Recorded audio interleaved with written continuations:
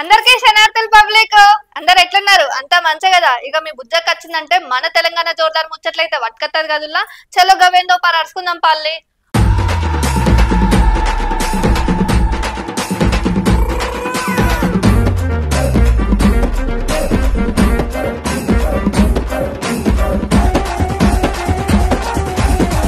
అమ్మో అమ్మో ఏం పుట్టిందిరా నీకు?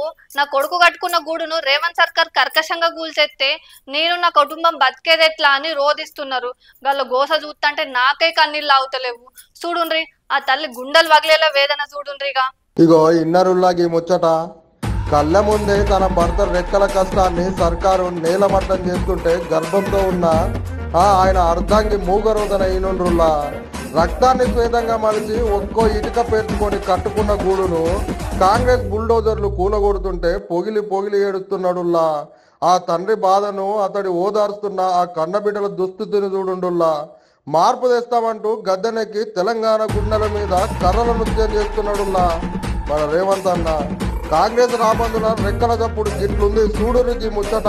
అక్కడ ఉన్న ప్రజలు ఎంత రోధిస్తున్నారో చూడురుల్లా.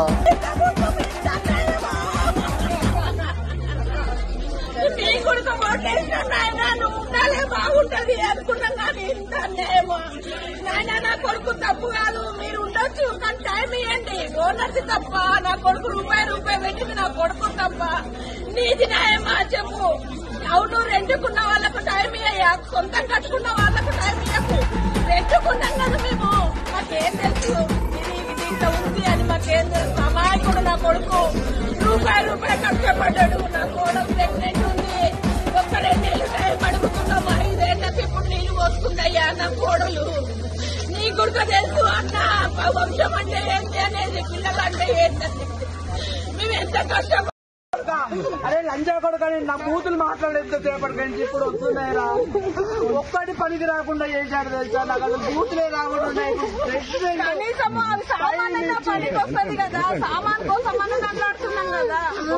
ప్రెగ్నెంట్ మీరు ఏం కాపాడతారు? మీరు ఏం రాష్ట్రం మీది?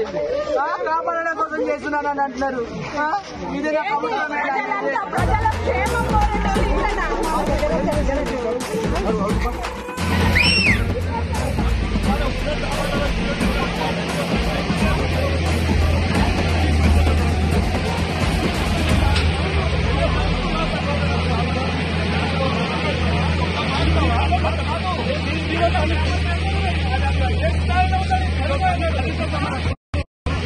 ఇక ఇన్నర్ గదుల్లా ఇయాల్టి మన తెలంగాణ జోర్దార్ ముచ్చట్లయితే మళ్ళా మంచి మంచి ముచ్చట్లయితే మళ్ళా మీ ముంగడికి వస్తుంది మీ బుజ్జక్క.